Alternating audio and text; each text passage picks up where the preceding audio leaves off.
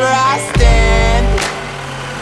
Oh, I've been running from the law. Hope they won't shoot me down. So yeah, next week will be a big week. A lot of stuff coming in the mail. So you see, for my 64 Ford F100 project, the front end still needs to be bagged, and I did order a kit to make that Crown Vic front end accept airbags instead of coils. So that'll be here next week. And I did receive my Viair air ride kit. It was missing some fittings, the push fittings for this 1/4 inch DOT hose. So I did order some of those off Summit Racing. So those should be here next week too. So we should have everything that I need to get this thing on air ride. So that's kind of exciting. I ordered Detroit steel wheels for it, 20-inch Ambassador Artilleries. But right now they're shut down for the coronavirus and some material shortages. So probably be a couple months at best before I see this thing on the Detroit steel wheels. But definitely excited to get that thing on air ride. It's been a project for a few years now, and every time I look at it, I just really get the itch to finish it. Let's see. My welder will also be here next week.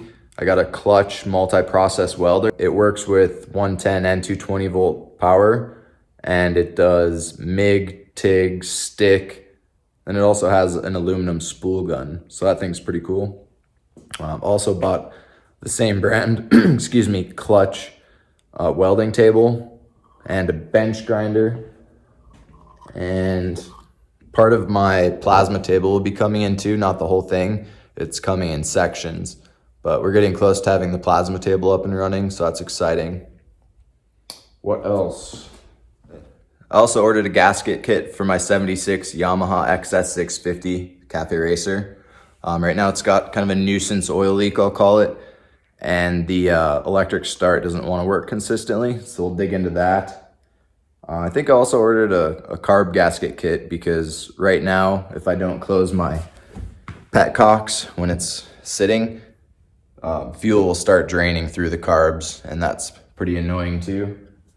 And I already have everything to do it, but I need to do a reseal on these front forks. They're completely shot, as you can see.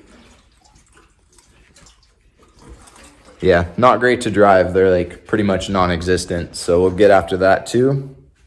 That pretty much wraps it up for the XS650, except this cheap light switch doesn't work for the headlights anymore. So I'm looking into what I want to replace that with. There's a few options. Obviously it's not a huge deal, but I don't want to put something ugly on there or cheap. I don't know. We'll see. There's the Harley. Luckily that thing doesn't need any work right now. And then I got this SSR 125 pit bike that I bought. I got it used. It was pretty cheap.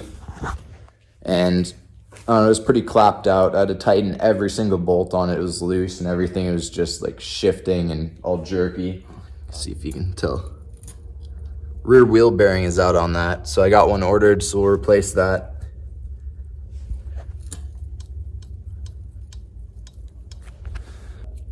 Should be pretty easy and quick. It's cheap. But yeah, this thing's been a lot of fun. I've had one before, but I got rid of it. Definitely glad to have one back again.